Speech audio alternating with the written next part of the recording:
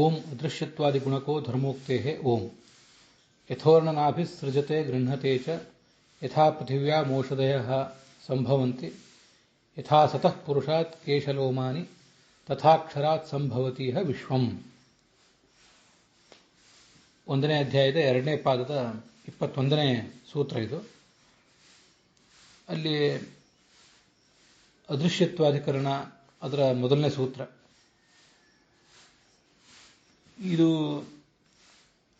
ಸೂತ್ರ ಯಾಕೆ ಹೊರಟಿದೆ, ಯಾವ ಸಮಸ್ಯೆಯನ್ನು ಪರಿಹರಿಸಲಿಕ್ಕೆ ಹೊರಟಿದೆ ಅನ್ನೋದನ್ನು ಭಾಷ್ಯಕ್ಕನುಸಾರವಾಗಿ ಕಳೆದ ದಿವಸ ಒಂದು ಸ್ವಲ್ಪ ನಾವು ನೋಡಿ ಮುಗಿಸಿದ್ದೇವೆ. ಈಗ ತತ್ವಪ್ರಕಾಶಿಕ ನಾವು ನೋಡಬೇಕು.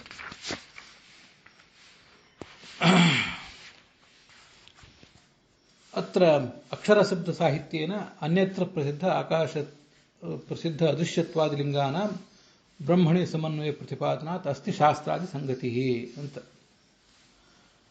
ಯಾವುದೇ ಒಂದು ಹೊಸ ಅಧಿಕರಣ ಪ್ರಾರಂಭ ಕಾಣುವಾಗ ಒಟ್ಟಾರೆ ಸಕಲ ಶಾಸ್ತ್ರಗಳಿಂದ ನಿರ್ದಿಷ್ಟವಾಗಿ ಈ ಬ್ರಹ್ಮಸೂತ್ರ ಅನ್ನುವ ಗ್ರಂಥದಿಂದ ಅಥವಾ ಗ್ರಂಥದ ಜೊತೆಗೆ ಈಗಿನ ಸೂತ್ರಕ್ಕೆ, ಈಗಿನ ಅಧಿಕರಣಕ್ಕೆ ಏನು ಸಂಬಂಧ ಇದೆ ಅನ್ನೋದನ್ನು ಗಮನಿಸಬೇಕು.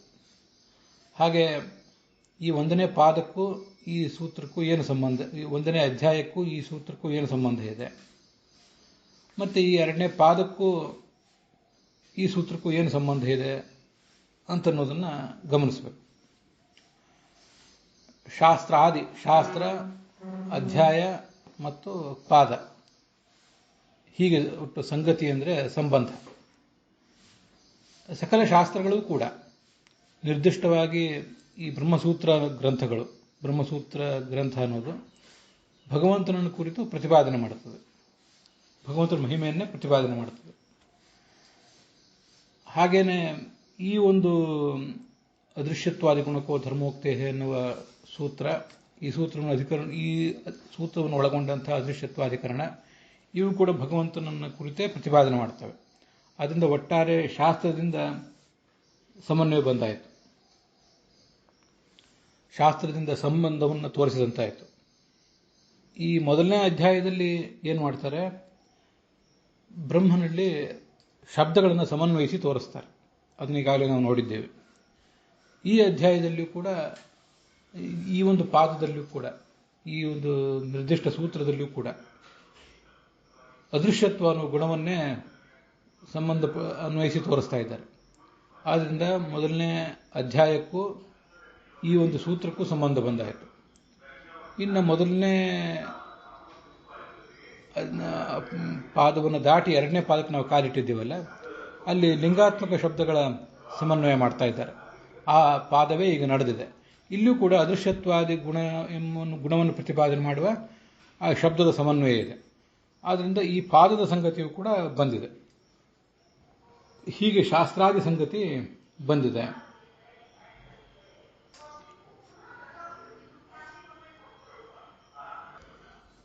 ಈ ಪಾದದಲ್ಲಿ ಅನ್ಯತ್ರ ಪ್ರಸಿದ್ಧವಾದಂತಹ ಲಿಂಗಾತ್ಮಕ ಶಬ್ದಗಳ ಸಮನ್ವಯ ಇದೆ. ಅದೃಶ್ಯ ಅನ್ನುವ ಶಬ್ದ ಇದೆಯಲ್ಲ, ಅದೃಶ್ಯ ಅನ್ನುವ ಶಬ್ದದ ಸಮನ್ವಯ ಈಗ ನಡೀಬೇಕಾಗಿದೆ. ಅಲ್ಲಿ ಏನು ಸಮಸ್ಯೆ ಬಂದಿತ್ತು ಅಂದರೆ, ಅಕ್ಷರ ಅನ್ನೋ ಶಬ್ದ ಇರುವುದೇ ಸಮಸ್ಯೆ. ಅಕ್ಷರ ಶಬ್ದ ಸಾಹಿತ್ಯೇನ, ತತ್ವಪ್ರಕಾಶಿಕದಲ್ಲಿ ಮೊದಲು ಅದನ್ನೇ ವರ್ಣನೆ ಮಾಡ್ತಾರೆ. ಅಕ್ಷರ ಎಂಬ ಶಬ್ದ ಅಲ್ಲಿ ಇರುವುದರಿಂದ ಅದು ನಮ್ಮ ಸಂಶಯಕ್ಕೆ ಕಾರಣ ಆಗಿದೆ.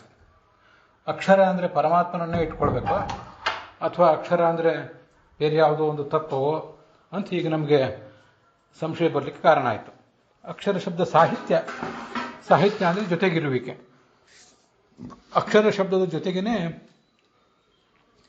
ಈ ಆನಂದಮಯ ಇತ್ಯಾದಿ ಶಬ್ದಗಳನ್ನು ಪ್ರಯೋಗ ಮಾಡಿದ್ದಾರೆ. ಆದ್ದರಿಂದ ಈ ಎಲ್ಲ ವೇದವಾಕ್ಯಗಳನ್ನು ನಾವು ಓದುವಾಗ ನಮ್ಗೆ ಹಾಗೆ ಸಂಶಯ ಬರಬೇಕಾಯಿತು.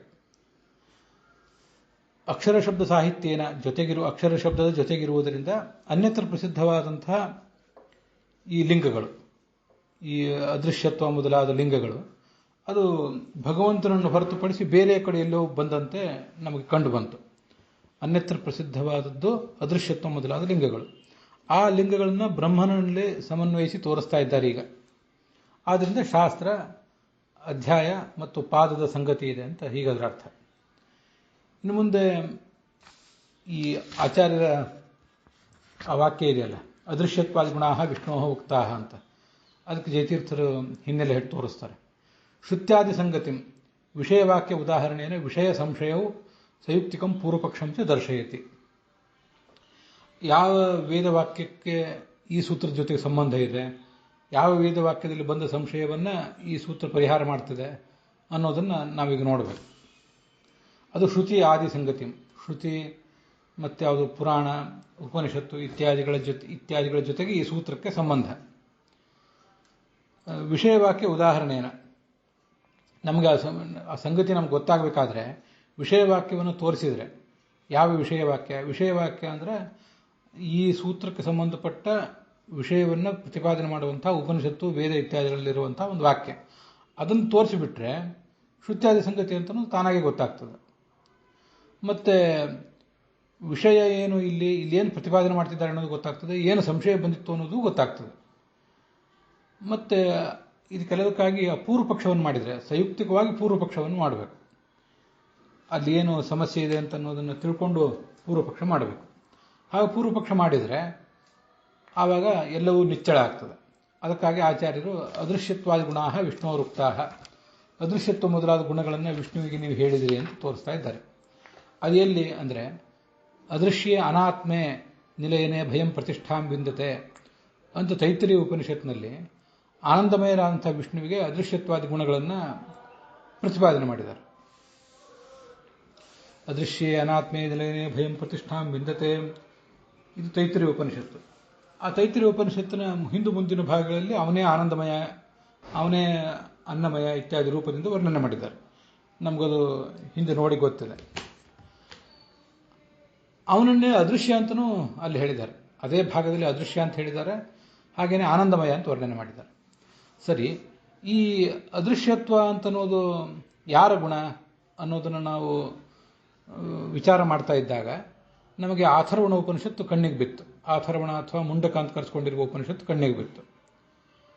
ತೇಜ ಅಥರ್ವಣೆ ಕಸ್ಯಚಿತ್ ಅಕ್ಷರಸ್ಯ ಉಚ್ಯಂತೆ. ಅದೃಶ್ಯತ್ವ ಮೊದಲಾದ ಗುಣಗಳು ನಮಗೆ ಕಸ್ಯಚಿತ್ ಅಕ್ಷರಸ್ಯ, ಯಾವುದೋ ಒಂದು ಅಕ್ಷರಕ್ಕೆ ಆ ಅದೃಶ್ಯತ್ವ ಮೊದಲಾದ ಗುಣಗಳಿರುವುದು ಕಂಡು ಬಂದಿದೆ. ಯಾವುದದು, ಅದು ಏನು ಭಾಗ, ಅದನ್ನೇ ಜಯತೀರ್ಥರು ತೋರಿಸಿದ್ದಾರೆ. ಕಳೆದ ದಿವಸ ಅದನ್ನು ನೋಡಿದ್ದೇವೆ. 2 ಮಂತ್ರಗಳಿವೆ. ಆ 2 ಮಂತ್ರಗಳನ್ನು ಒಂದಾದ್ಮೇಲೆ ಜಯತೀರ್ಥರು ಉದ್ಧರಿಸಿದ್ದಾರೆ. ತೇಷಾಂಚ ವಿಷ್ಣು ನಿಷ್ಠತ್ವೆ, ಆ ಮಂತ್ರಗಳನ್ನು ಬಿಟ್ಟು ಮತ್ತು ಉಳಿದುದನ್ನು ತತ್ವಪ್ರಕಾಶಕದ ವಾಕ್ಯದ ಕಡೆ ಗಮನ ಕೊಡ್ತಾ ಇದ್ದೇನೆ. ಈ ಎಲ್ಲ ಗುಣಗಳು, ಅದೃಶ್ಯತ್ವ ಮೊದಲಾದ ಗುಣಗಳು, ಅವು ವಿಷ್ಣುವನ್ನೇ ನಿಷ್ಠತ್ವೆ, ವಿಷ್ಣುವಿನಲ್ಲಿವೆಯೋ ಬೇರೆಯವರಲ್ಲಿವೆಯೋ ಅಂತ ನಮಗೀಗ ಸಂಶಯ. ಒಂದು ವೇಳೆ ಬೇರೆಯವರಲ್ಲಿದ್ದರೆ ಆವಾಗೇನಾಗ್ತದೆ, ಪ್ರಾಗುಕ್ತ ಆನಂದಮಯತ್ವಂಚ ಅನ್ಯಸ್ಯೈವ ಸ್ಯಾತ್. ವಿಷ್ಣುವೇ ಅದೃಶ್ಯ ಅಂತ ಆದಮೇಲೆ ಈ ಆನಂದಮಯತ್ವನೂ ಕೂಡ ಬೇರೆಯವರದೇ ಲಕ್ಷಣ ಅಂತ ಆಗಿಬಿಡ್ತು. ಯಾಕೆಂದರೆ ತೈತ್ರಿಯ ಉಪನಿಷತ್ನಲ್ಲಿ ಆನಂದಮಯನನ್ನೇ ಅದೃಶ್ಯ ಅಂತ ವರ್ಣನೆ ಮಾಡಿದ್ದಾರೆ. ಆದ್ದರಿಂದ ಅವೆರಡೂ ಒಬ್ಬನದೇ ಗುಣ ಅಂತ ಆ ಭಾಗ ನೋಡಿದರೆ ಎಂಥವರಿಗೂ ಸ್ಪಷ್ಟ ಆಗೇ ಆಗ್ತದೆ. ಆದ್ದರಿಂದ ಈ ಗುಣಗಳು ವಿಷ್ಣುವಿನಲ್ಲಿವೆಯೋ, ಅದೃಶ್ಯತ್ವ ಮೊದಲಾದ ಗುಣಗಳು ಬೇರೆಯವರಲ್ಲಿವೆಯೋ ಅಂತ ಪ್ರಶ್ನೆ. ವಿಷ್ಣುವಿನ ಹೊರತುಪಡಿಸಿ ಬೇರೆಯವರಿಗಿದ್ದರೆ ಆನಂದಮಯತ್ವನೂ ಬೇರೆ ಯಾರಿಗೂ ಬಂದುಬಿಡ್ತದೆ. ಸ್ಯಾತ್ ಆನಂದಮಯತ್ವಂಶ ಅನ್ಯಸ್ಯೇವ ಸ್ಯಾತ್, ಬೇರೆ ಯಾವುದೋ ತತ್ವಕ್ಕೆ ಬಂದುಬಿಡ್ತದೆ ಹೊರತು ವಿಷ್ಣುವಿಗೆ ಬರೋದಿಲ್ಲ. ಇತಿ ಅವಶ್ಯಂ ನಿರ್ಣಯಿತವ್ಯ, ಅವಶ್ಯಂ ನಿರ್ಣಯ. ಅದರಿಂದ ಇವನ್ನೆಲ್ಲವನ್ನು ಕೂಡ ನಾವು ನಿರ್ಣಯ ಮಾಡಲೇಬೇಕಾಯಿತು. ಅವಶ್ಯಂ ನಿರ್ಣಯಿತವ್ಯತಾ ಅಸ್ತಿ, ನಿರ್ಣಯಿಸಲ್ಪಡಬೇಕಾದಂಥ ಅನಿವಾರ್ಯತೆ ಇದೆ.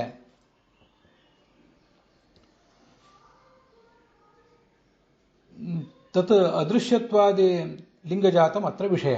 ಹಾಗಾಗಿ ಇಲ್ಲಿ ಏನು ವಿಷಯ, ಈಗ ನಾವು ನೋಡ್ತಿರೋ ಭಾಗದಲ್ಲಿ ಏನು ವಿಷಯ ಅಂತ ಪ್ರಶ್ನೆ ಬಂದರೆ, ಅದೃಶ್ಯತ್ವಾದಿ ಲಿಂಗಜಾತಂ, ಅದೃಶ್ಯತ್ವ ಮತ್ತು ಅಗ್ರಾಹ್ಯತ್ವ, ಅಗೋತ್ರತ್ವ ಮೊದಲಾದ ಗುಣಗಳಿವೆಯಲ್ಲ, ಆ ಗುಣಗಳ ಜಾತ ಅಂದರೆ ಸಮುದಾಯ, ಅದೇ ಇಲ್ಲಿ ವಿಷಯ. ಸಂದೇಹ ಏನು, ವಿಷ್ಣುವಿಗೋ ಅಥವಾ ಬೇರೆಯವರಿಗಿದೆಯೋ ಅಂತ. ಸಂದೇಹ ಬರಲಿಕ್ಕೆ ಕಾರಣ ಏನು, ಸುಮ್ಮನೆ ಯಾಕೆ ಸಂಶಯ ಬರಬೇಕು ಅಂದರೆ, ಆನಂದಮಯೇ ಶ್ರುತತ್ವಂ ಅಕ್ಷರ ಶಬ್ದಶ್ಚ ಸಂದೇಹ ಬೀಜಂ. ಆನಂದಮಯನಲ್ಲೇ ಈ ಎಲ್ಲ ಅದೃಶ್ಯತ್ವ ಮೊದಲಾದ ಗುಣಗಳಿವೆ. ಅದು ತೈತರಿಯ ಉಪನಿಷತ್ತು ಅದನ್ನು ತೋರಿಸಿದೆ. ಆನಂದಮಯನಲ್ಲೇ ಆ ಎಲ್ಲ ಗುಣಗಳು ಕೇಳಲ್ಪಟ್ಟಿವೆ ನಮಗೆ, ಅದೃಶ್ಯತ್ವ ಮೊದಲಾದ ಗುಣಗಳು. ಇಲ್ಲಿ ಅಥರ್ವಣ ಉಪನಿಷತ್ತು ನೋಡಿದರೆ ಅಕ್ಷರ ಶಬ್ದವನ್ನು ಪ್ರಯೋಗ ಮಾಡಿದೆ. ಅಕ್ಷರ ಶಬ್ದ ಅಲ್ಲಿ ಬಂದಿಲ್ಲ ತೈತರಿಯ ಉಪನಿಷತ್ತಿನಲ್ಲಿ. ಆದರೆ ಎಲ್ಲ ಉಪನಿಷತ್ತುಗಳನ್ನು ನಾವು ಅಖಂಡವಾಗಿ ನೋಡಬೇಕಲ್ಲ. ಆದ್ದರಿಂದ ಆನಂದಮಯನಲ್ಲಿ ಅದೃಶ್ಯತ್ವಾದ ಗುಣಗಳಿವೆ ಅಂತ ತೈತರಿಯದಲ್ಲಿ ಬಂದಿದೆ, ಅಕ್ಷರ ಶಬ್ದ ಈ ಅಥರ್ವಣದಲ್ಲಿ ಬಂದಿದೆ. ಈ ಕಾರಣದಿಂದ ನಮಗೆ ಸಂಶಯ ಬರಲಿಕ್ಕೆ ಕಾರಣ ಇದೆ. ಈ ಹಿಂದೆ ನಾನು ಇದನ್ನು ವರ್ಣನೆ ಮಾಡುವಾಗ, ವಿಷಯ ವಿವರಿಸುವಾಗ ಸ್ವಲ್ಪ ಅಲ್ಲಿ ವ್ಯತ್ಯಾಸ ಮಾಡಿದ್ದೆ. ಆನಂದಮಯನಲ್ಲೇ ಅಕ್ಷರ ಎಂಬ ಶಬ್ದವನ್ನು ಪ್ರಯೋಗ ಮಾಡಿದ್ದಾರೆ ಅಂತ ಹೇಳಿದ್ದೆ. ಅದು ಆ ವಿಷಯ ಸರಿ ಇರಬಹುದು, ಆದರೆ ತೈತರಿಯ ಉಪನಿಷತ್ನಲ್ಲಿ ಆನಂದಮಯನಾದ ಪರಮಾತ್ಮನನ್ನು ಅಕ್ಷರ ಅಂತ ಹೇಳಿಲ್ಲ, ಅವನನ್ನು ಅದೃಶ್ಯ ಅಂತ ಮಾತ್ರ ಹೇಳಿದ್ದಾರೆ. ಅಕ್ಷರ ಅನ್ನೋ ಶಬ್ದ ಬಂದಿರುವುದು ಅಥರ್ವಣ ಉಪನಿಷತ್ನಲ್ಲಿ. ಆದ್ದರಿಂದ ಎಲ್ಲ ಉಪನಿಷತ್ತುಗಳನ್ನು ಅಖಂಡವಾಗಿ ತಗೊಂಡಾಗ ನಾನು ಹೇಳಿದ ಆ ಹಿಂದೆ ಹೇಳಿದ ಮಾತು ಸರಿ. ಆದರೆ ತೈತರಿಯ ಉಪನಿಷತ್ತು ಮತ್ತು ಅಥರ್ವಣ ಉಪನಿಷತ್ತು ಅಂತ ಪ್ರತ್ಯೇಕವಾಗಿ ತಗೊಂಡಾಗ ಅಕ್ಷರ ಶಬ್ದ ಇರುವುದು ಅಥರ್ವಣದಲ್ಲಿ, ಹೊರತು ಆ ಆನಂದಮಯನಲ್ಲಿ ತೈತರಿಯ ಉಪನಿಷತ್ನಲ್ಲಿ ಅದು ಬಂದಿಲ್ಲ. ಹೀಗೆ ಸಂಶಯ ಬರಲಿಕ್ಕೆ ಕಾರಣ ಇದೆ. ಪೂರ್ವ ಪಕ್ಷದವರು ಏನು ಹೇಳ್ತಾರೆ, ನಚ ವಿಷ್ಣೋ ಅದೃಶ್ಯತ್ವಾದಿ ಇತಿ ತಾವತ್ ಪೂರ್ವಪಕ್ಷ. ಇವು ವಿಷ್ಣುವಿಗಿಲ್ಲ, ಬೇರೆ ಯಾರೋ ತತ್ವಕ್ಕೇ ಇವೆ. ಅದೃಶ್ಯತ್ವಾದಿ ಗುಣಗಳು ಇವನಿಗಿಲ್ಲ, ವಿಷ್ಣುವಿಗೆ. ಅದೃಶ್ಯತ್ವ ಮೊದಲಾದ ಗುಣಗಳು ನ ವಿಷ್ಣೋ, ವಿಷ್ಣುವಿಗಿಲ್ಲ ಇತಿ ತಾವತ್ ಪೂರ್ವಪಕ್ಷ. ಹೀಗಂತೂ ನಮ್ಮ ಎದುರಿಗೆ ಪೂರ್ವಪಕ್ಷ ಇದೆ. ಅದೃಶ್ಯತ್ವಾದಿ ಗುಣಕ್ಕೆ ಅಕ್ಷರಾತ್ ಸಂಭವತೀಹ ವಿಶ್ವಂ ಇತಿ ಅಕ್ಷರ ಶಬ್ದ ಶ್ರವಣಾತ್. ಅಥರ್ವಣ ಉಪನಿಷತ್ನಲ್ಲಿ ಅಕ್ಷರ ಶಬ್ದದ ಶ್ರವಣ ಇದೆ. ಅದು ಏನು ಕಂಡು ಬರ್ತಿದೆ ಅಂತಂದರೆ, ಅದೃಶ್ಯತ್ವಾದಿ ಗುಣವುಳ್ಳವನಲ್ಲೇ ಆ ಅಕ್ಷರ ಶಬ್ದ ಶ್ರವಣ ಆಗಿದೆ. ಅದೃಶ್ಯತ್ವಾದಿ ಗುಣಕ್ಕೆ ಅಂತ ಸಪ್ತಮಿ ವಿಭಕ್ತಿ ಇದೆಯಲ್ಲ, ಅದಕ್ಕೆ ಅಕ್ಷರ ಶಬ್ದ ಶ್ರವಣಾತ್ ಅಲ್ಲಿಗೆ ಅನ್ವಯ ಮಾಡ್ಕೋಬೇಕು. ಅದೃಶ್ಯತ್ವಾದಿ ಗುಣವುಳ್ಳವನಲ್ಲಿ ಈ ಅಕ್ಷರಂ ಅನ್ನೋ ಶಬ್ದವನ್ನು ನಾವು ಅಥರ್ವಣ ಉಪನಿಷತ್ತಿನಲ್ಲಿ ಕೇಳ್ತೇವೆ. ಎಲ್ಲಿ ಕೇಳ್ತೀವಿ ಅಂದರೆ, ಅಕ್ಷರಾತ್ ಸಂಭವತೀಹ ವಿಶ್ವಂ, ಅದಕ್ಕೆ ಇನ್ವರ್ಟೆಡ್ ಕಾಮ ಬೇಕು, ಅಥವಾ ಅದೇನು ಇಲ್ಲದೆ ಹೋದರೂ ನಡೀತದೆ. ತಥಾಕ್ಷರಾತ್ ಸಂಭವತೀಹ ವಿಶ್ವಂ ಅನ್ನುವ ಅಥರ್ವಣ ಉಪನಿಷತ್ತಿನ ಮಾತಿನಿಂದ ಆ ಉಪನಿಷತ್ತಿನ ನಾವು ಗಮನಿಸಿದಾಗ ಅದೃಶ್ಯತ್ವಾದಿ ಗುಣವುಳ್ಳವನಲ್ಲಿ ಈ ಅಕ್ಷರ ಶಬ್ದದ ಶ್ರವಣ ಬಂದಿದೆ. ತಸ್ಯ ಚ ವಿಷ್ಣು ನಿರವಕಾಶತ್ವಾತ್. ಈ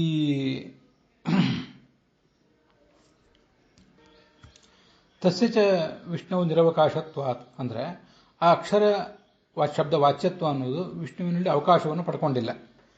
ಇಲ್ಲಿ ನಾವು ಸಾವಕಾಶ ನಿರವಕಾಶ ಅಂತ ಹಿಂದೆ ಒಂದೆರಡು ಕಡೆ ಹೇಳಿದ್ವಲ್ಲ, ಆ ಥರದ ಸಾವಕಾಶ ನಿರವಕಾಶ ಅಲ್ಲ. ಇಲ್ಲಿ ಅಕ್ಷರ ಎಂಬ ಶಬ್ದ ವಿಷ್ಣುವನ್ನು ಹೇಳುವ ಚಾನ್ಸೇ ಇಲ್ಲ ಅಂತ ಹೀಗೆ ಅದರ ಅರ್ಥ. ಯತಃ ಅಸ್ಮಾದಪಿ ಅಕ್ಷರಾತ್ ಉತ್ತರವಾಕ್ಯ ಪರಃ ಪ್ರತೀಯತೆ. ಈ ಅಕ್ಷರನಾದ ಈ ತತ್ವಕ್ಕಿಂತ ಇನ್ನೂ ಒಬ್ಬ ಪರ ಇದ್ದಾನೆ ಅಂತ ಮುಂದಿನ ಮಾತು ನಮಗೆ ಕೇಳಿ ಬರ್ತದೆ. ಮುಂದಿನ ಮಾತಿನಲ್ಲಿ, ಅಥರ್ವಣ ಉಪನಿಷತ್ನಲ್ಲೇ ಮತ್ತು ಮುಂದಿನ ಮಾತಿನಲ್ಲಿ ಹೀಗೆ ಕೇಳಿ ಬರ್ತದೆ.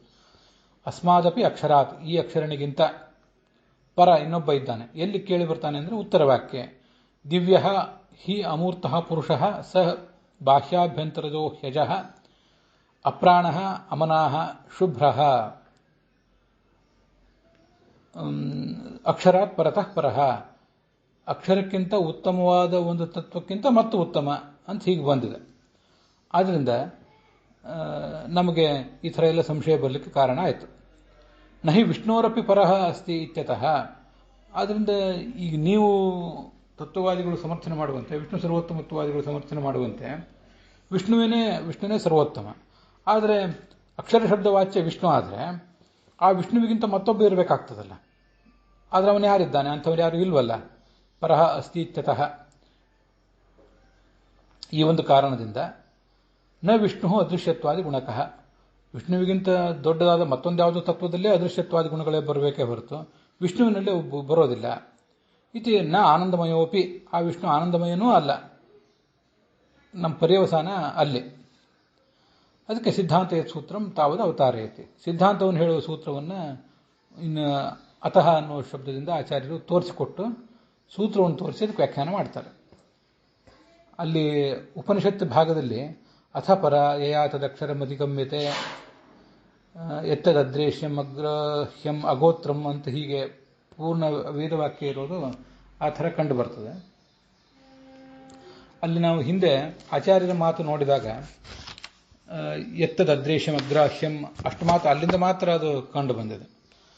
ಅಥಪರ ಯಯಾತದಕ್ಷರ ಮಧಿಗಮ್ಯತೆ ಅಂತನ್ನೋದು ಅಲ್ಲಿ ಹಿಂದೆ ಅಥರ್ವಣ ಉಪನಿಷತ್ನಲ್ಲಿ ಬಂದಿದೆ. ದ್ವೇ ವಿದ್ಯೆ ವೇದಿತವ್ಯೆ ಪರಾಚೈವಾ ಪರಾಚ ಅಂತ ಹೀಗೆ ಬಂದಿದೆ. ಪರ ಯಾವುದು ಅಂತನ್ನೋದನ್ನು ಹೇಳಿದ್ದಾರೆ. ಅಥ ಅಪರ ಋಗಾದಿ ವಿದ್ಯೆಗಳು ಅಪರ ವಿದ್ಯೆಗಳು.